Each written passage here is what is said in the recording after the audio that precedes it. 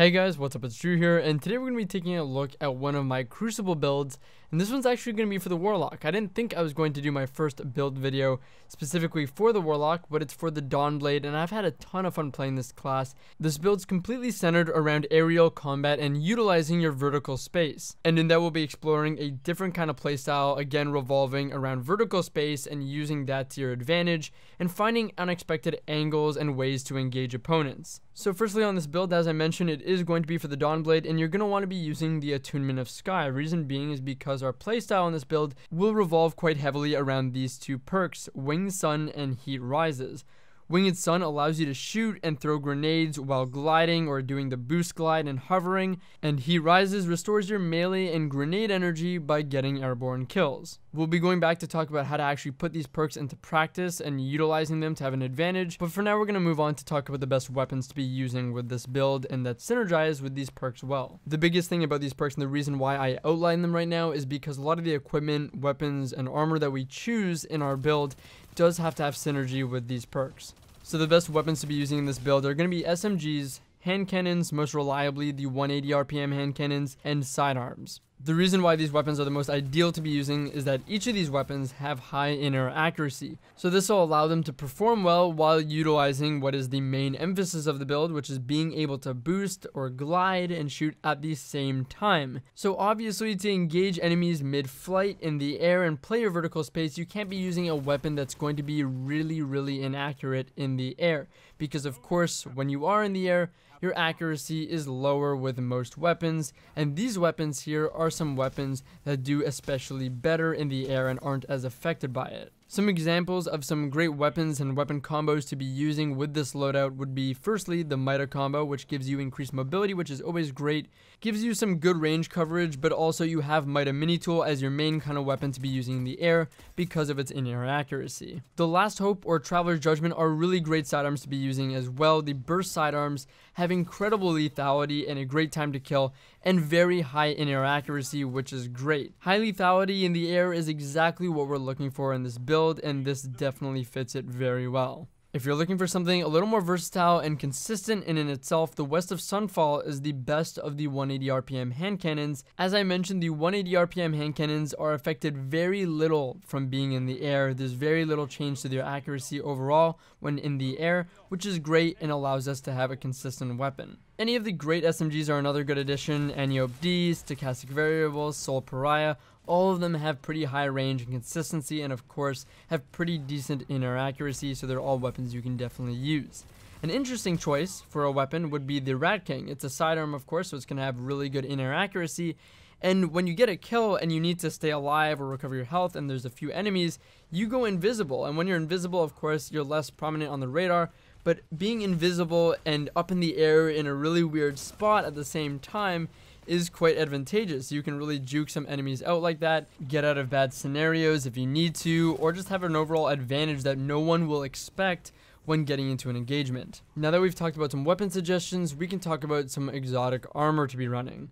Now there are two pieces of armor that I think are the most advantageous and synergize best with the class, and that's the Sun Bracers and the Karnstein Armlets. Now remember, you're not limited to these are just the ones I suggest that really synergize best with the build. There are a lot of Warlock Exotics that are just great additions to pretty much any build. Of course, Transversive Steps and Ophidian Aspect are two really popular ones to use. Now I didn't mention the Wings of Sacred Dawn just because I feel like this perk or this exotic is a little redundant to the abilities that we already have present, so that's why I don't suggest it. But if you're interested in having a little bit more accuracy in the air, we believe it provides that. You can see here a clip from a friend of mine, Cammy, getting an outrageous angle and sniping someone with this exotic. So it seems like it is very possible to snipe and be a little bit more accurate with it. So go ahead and use that if you like. Otherwise, let's take a look at the exotics that I mentioned. Firstly, we have the Sun Bracers. So these increase the duration of solar grenades, but also more importantly grants grenade energy on melee hits. So the Sun Bracers allow you to zone off enemies longer, and this can result in being able to keep enemies away in a scenario where you might be hovering and waiting to recover, or more aggressively you can use them to dictate an enemy's movement to force them to go in the direction that you want them to, and then use like a high angle to catch them and finish the engagement. I think more importantly than anything though is that Sun Bracers grant grenade energy on any melee hits.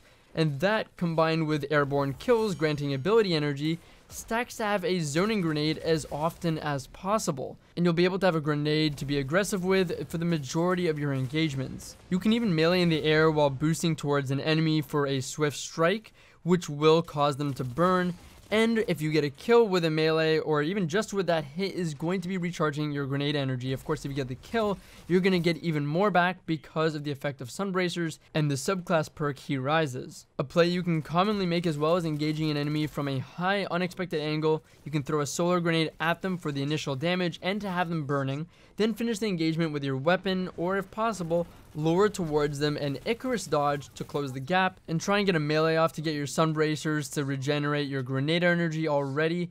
And if you haven't killed them by now, they'll be burning from the grenade and your melee, so you can just jump up, glide, and do the remaining damage with your weapon. Of course, the burn damage from your grenade and your melee will help you deal damage to them over time and get the kill while you're in the air, which again, thanks to He Rises, will get you your grenade and melee energy back even faster. As I mentioned, Karnstein armlets are another really good choice for this build. Of course, what they do is that melee attacks, so hits, will grant increased resilience and mobility and restore about 30 to 40% health. That's just what it looks like to me when I use them. Of course, with the Karnstein armlets, you do not have to use solar grenades. I use solar grenades just because I like their area denial, as well as their burning effect is very, very good.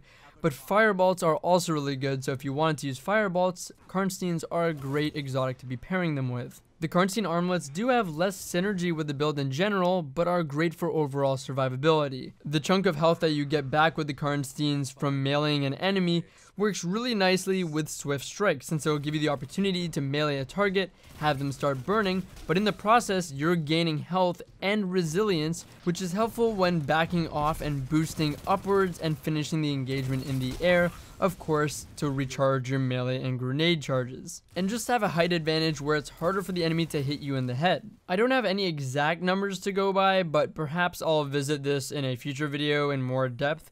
But according to my research, Karnstein's resilience and mobility buff lasts around 7 seconds and maxes out the stats for that duration, which makes backing off and fighting at a really high angle in the air even more effective, because if you have anywhere close to 10 resilience, that means they're gonna have to hit you in the head to kind of negate that resilience to make it not as effective. And of course, when you're high above them in the air with a vertical advantage, your opponents can have a much more difficult time landing precision shots. Now that we've talked about our armor, let's talk about our stat splits that we're going to want to be aiming for.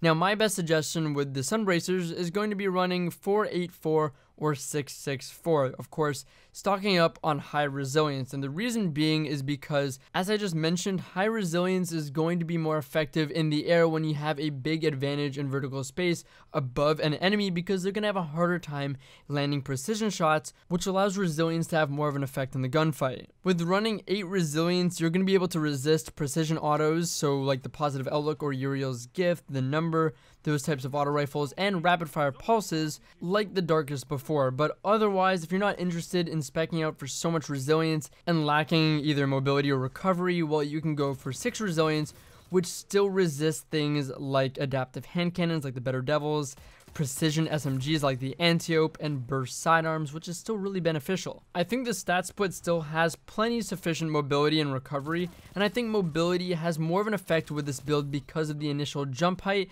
and its momentum into the boosted glide as you're propelling upwards, and this will allow you to get to higher angles and play your vertical space a little quicker. With the Karnstein armlets, you can go for a 2-4-10 build or 2-6-9.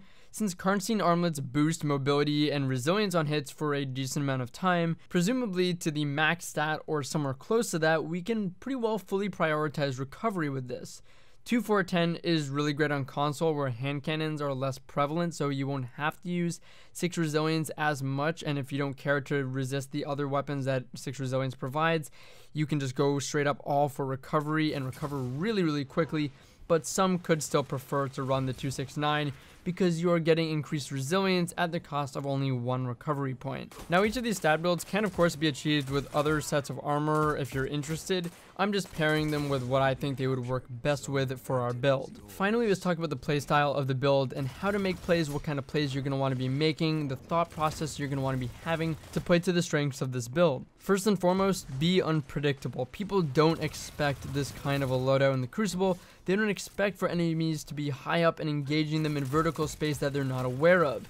So baiting enemies in and hovering at high angles around corners and cover when engaging those enemies will give you a big advantage. Remember when playing those high angles that people will see on the radar, but you can use this to your advantage. They'll try and look towards the direction that you're in, but they won't entirely be able to tell that you're higher up in the air. So this is a way of using the radar to your advantage and still being unpredictable. Remember, this isn't limited to just one-on-one plays or individual plays. When you're pushing with a team, glide above the enemies and play your vertical space. This is going to pressure them even more. You're going to take the focus and you're going to free up a lot of space for your teammates to be pushing, or on the other side of things, you're going to be able to push with teammates and just have a completely different angle that you can fight from.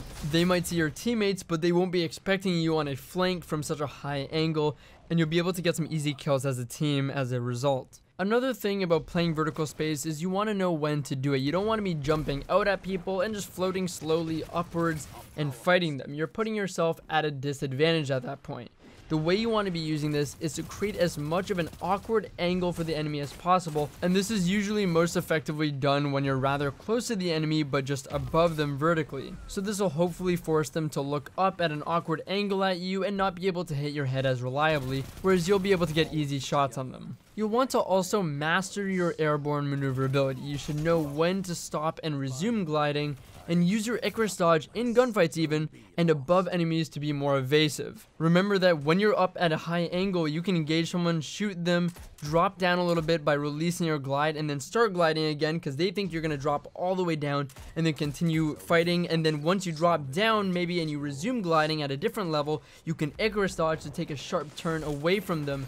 It's just so much you can play with in terms of maneuverability in the air. So you have really all the power to be as unpredictable as possible to them when using your vertical space and playing in this space. Another sort of interesting movement you can take advantage of is that you can strafe normally in a gunfight, but finish and end the gunfight with a boost upwards, and you'll just keep drifting upwards. This will allow you to get your grenade and melee energy back from winning the fight in the air, but also your enemy probably won't expect this. Again, speaking of movement, Icarus dodge is a really great way to be evasive, again like I mentioned, while in the air, even mid-gunfight, with unpredictable maneuvers either left or right, kind of strafing in the air if you will. Having a quick draw weapon will help with this a lot, because after coming out of the Icarus dodge you have to draw your weapon again.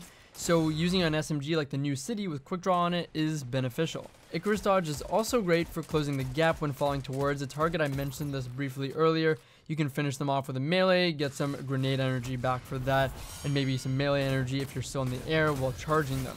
Obviously, and finally, Icarus dodge can also be used to make movements back into cover. So even when you're playing high angles and you need cover and they're shooting at you, you can back behind cover using that sort of lateral movement. Anyways guys, that's all I have to say about the build. I'm going to be doing a lot more of these build videos showing unique builds and playstyles I think I like to play a lot in Destiny 2. Show off that there is indeed variety in the game. There's a lot of unique ways to play. There's a lot of great movement, especially in this build, which is what I really like about it. And just so many different ways to play that are just so enjoyable. So I hope you guys enjoyed these videos. On a side note, to end things off, I am doing, of course, another Emblem giveaway. If you'd like to enter the giveaway, be sure to subscribe and turn on notifications, and comment on the video with your Battle.net, your gamer tag, or your PSN. Anyways, thank you guys so much for watching. I hope you guys enjoyed the video once again. And as always, it's been Drew here today, and I'll catch you guys later.